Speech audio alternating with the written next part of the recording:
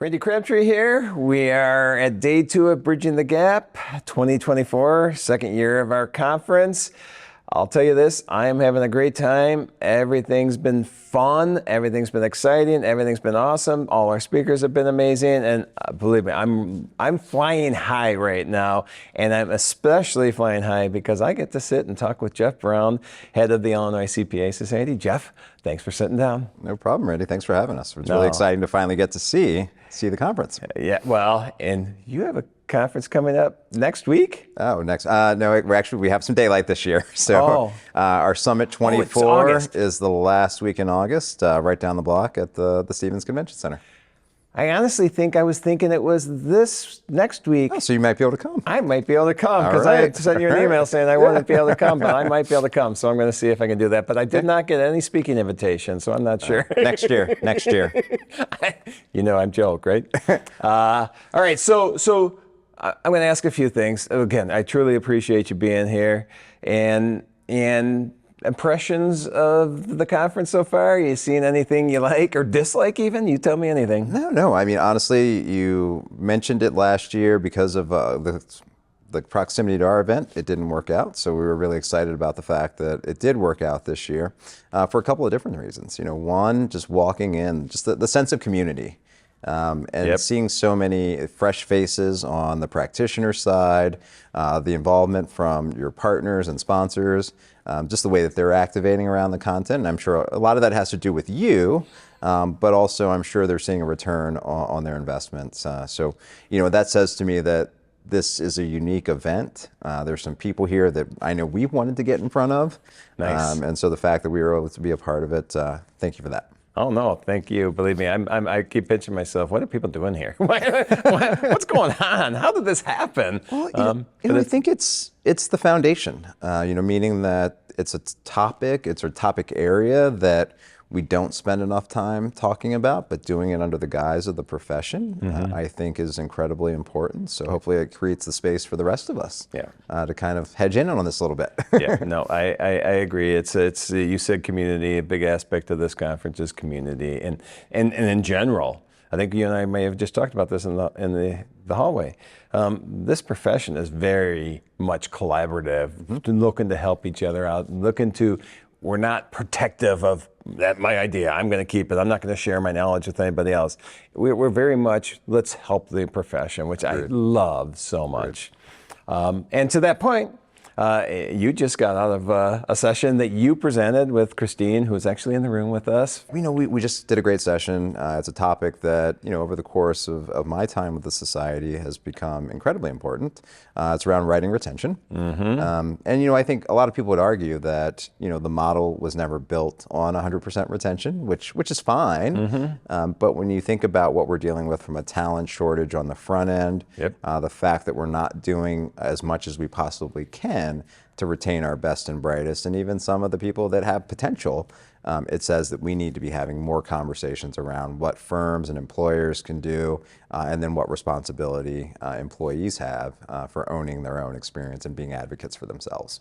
And this was based on a survey you recently did, is that correct? So it started about a year ago. You know, we were just kind of pressure testing this with different firm leaders, different audiences within the Society. So we fielded the survey towards the end of last summer, closed it out with some focus groups, and released the report, Writing Retention, back in December. And so we've just been on the circuit since then, just really talking about, hey, this is what we learned, and here are some concrete steps that we think the profession can take to really right the retention issue. So the survey, the year that you put into this, and now being on the circuit talking about it, what were key findings that that came out of this rating retention? I mean, some of the big things that came out of it for us were, one, there's a little bit of a disconnect between employers and what they think employees do when they leave their firms and where employees actually go. So I think the common wisdom is, you know what, if they're leaving our public accounting firm, then they must be leaving the profession altogether. And the fact of it is, employees aren't leaving the profession, they're just quitting their employers. Really? So a lot of them are staying within the public accounting realm. The next place they're going is to industry, which, you know, that's commonly what's expected. And then there's a small subset that's leaving the profession altogether. And so, you know, I think the big takeaway for me in that is, Be careful of what you're doing. You're training and investing in people, and guess what? If they're not having the experience that they deserve, the experience that they want, then they're going to go work down the street at a different firm, which is not what you want to see happen with some of your best and brightest. I think the other piece that came out of it for us was the fact that, firm leaders aren't having the conversations that they need to have with their people to make sure that they're able to retain them. So, it's about having conversations around benefits. It's about having conversations around career paths. It's about being flexible. One of the things that we talked about in the session was the fact that we spent, the last, 3 years, 4 years, just being hyper-focused on our people, under the guise of a public health emergency.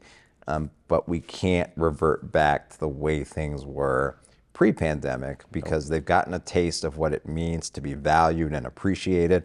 And it says to me, the firms that are going to thrive in this area are going to double down on that.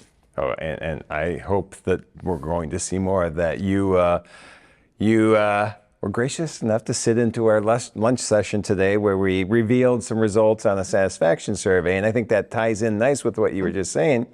The more satisfied somebody is, the more likely I think they are to stay, not only in the profession, but in their current role.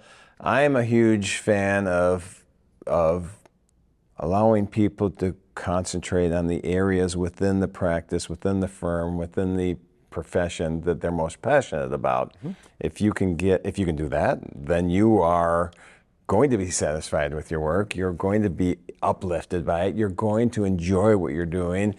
And there's no reason that you have to force somebody to do data entry when they like to review or whatever. I mean, there's just things like that are easy to do. For sure. So I want to ask you, and I appreciate any input, the survey, the results, and it was just preliminary results, but we tried to put some good data. Did you take anything away from what we shared today? For sure. Top line, I'm kind of a data nerd, and I think our team realizes that if we want to do something in research, Geof is probably going to be all about it. But I think this was a good overlap for us because we know what the net effect of that is, missatisfaction, what that is. And so just to see it up there was incredibly important. I did steal a couple of your sound bites, just talking about just kind of that middle audience, that 3 to 7 year professional who is really at the nexus of a lot of what happens in public accounting. Yep. And I think in some regards, we discount how much they're dealing with. They've got people that are new to the field, reporting into them. They've got people that have been around a long time and have high expectations. I don't want to say breathing down their necks, but like looking down and having high expectations about their work product. And so being in that position, we need to pay more attention to them. We need to constantly check in.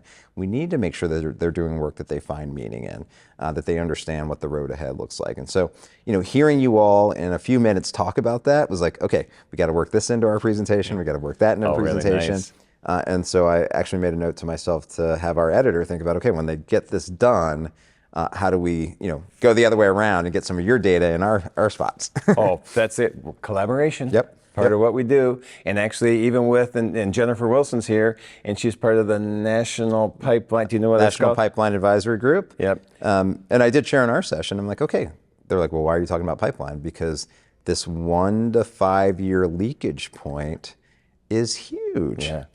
Especially when you don't have the supply coming in that you need to traditionally offset what the traditional attrition would have been. Right, and I'm not putting our survey at the level of you and what Jennifer did, but I think there's data that we can all share and collaborate together and find more out. Anything we can do to help the profession from pipeline, retention, satisfaction, long-term growth of the people, from growth, I don't even mean people coming in, but long-term growth of the mental aspect of being in this profession, because that's a part of the dissatisfaction or satisfaction.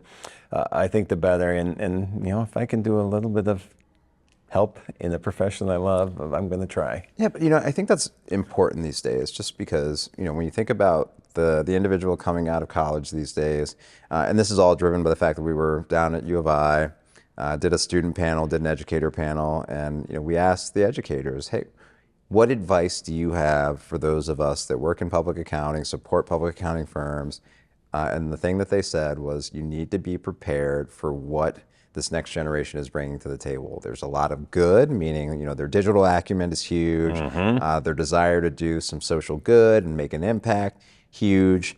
But they're also bringing a lot of, I don't want to call it trauma, but a lot of lived experience that has shaped the way that they approach everything they do. The way they're attuned to their mental health. They're willing to talk about it. They're very open.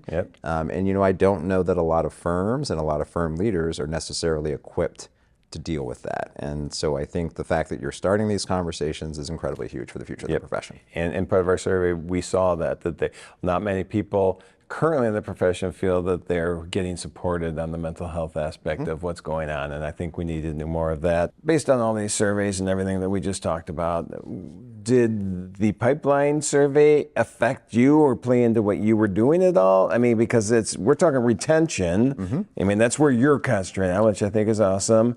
But did this, and you mentioned it, that, hey, that's the 1 to 5 year leakage that we're having, but are you able to take those and merge them and somehow get good data that's going to help? We are. I mean, and there's a lot of actionable intelligence in all of this. One of the things that was important for me and that helped drive the retention piece was because we felt like it was the frontier of pipeline that wasn't getting enough attention. So from a timing perspective, came out in December. I think that influenced what the impact did to some extent. At least that's what Sue, Coffey, and Jennifer had said to me at one point in time.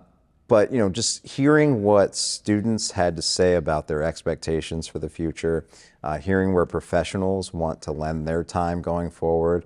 I'll start with the professionals. Everybody wants to get involved in telling a more compelling story. I think people realize that compelling story is not about the number of hours that you worked last busy season, things of that nature. It's about the meaning that you've derived from your work in public accounting, the organizations that you've helped, the people that you've aided, whatever it may be. And so I think that we need to highlight that a lot more. I on agree. the student front, they want to work in a place where they find relevancy. They want to work in a place where they can leverage their skills, their talents for the benefit of their company, but then also for the benefit of their communities and the public at large. So, and all overlapping. And we actually had a discussion earlier with Roman Villar, who was sitting here, and same type of thing he was saying. He was talking about Gen Z and the way they look at things, and they're really excited about technology, and so if we don't have the technology integrated already, we're already going to start losing them. So I think all that stuff goes together. I love that. We're going to need to pivot here because we're running out of time, but we cannot leave this conversation without talking about an individual that had a huge impact on me and did all these amazing things in the profession for the last 15 years, and which is Josh Lance. And we are going to be celebrating Josh Lance tonight with a Josh Lance Lifetime Achievement Award. I know Josh did a lot of work with the society, and you actually had some kind of recognition award with Josh recently. Tell us about that. Yeah, so and my time with Josh was incredibly short. I first met him, I would say it was August of 22. And so, when he passed away last fall, we immediately went into action and thought about how do we honor his legacy within the confines of the Illinois CPA Society. And one of the things that was incredibly important for him, and one of the ways that he made his mark on the society, was as a member of our Young Leaders Advisory Council. So this past winter, we renamed our Young Professional Leadership Award the Joshua Lance Young Professional Leadership Award, and we awarded it for the first time under its new moniker back in June. The young man who won it, Matt Pelton, he's a managing director at Deloitte, just has a really different career. The road that got him to Deloitte is a lot different than what you would think for a lot of people to get to Deloitte. Didn't go to one of the accounting factories, worked overseas. Just a great young man who has, really embodies Josh's spirit about community and impact and leadership and family. And so we're really excited to do that. And, I'm excited that you guys are recognizing him. I don't think he has a legacy that we can honor enough.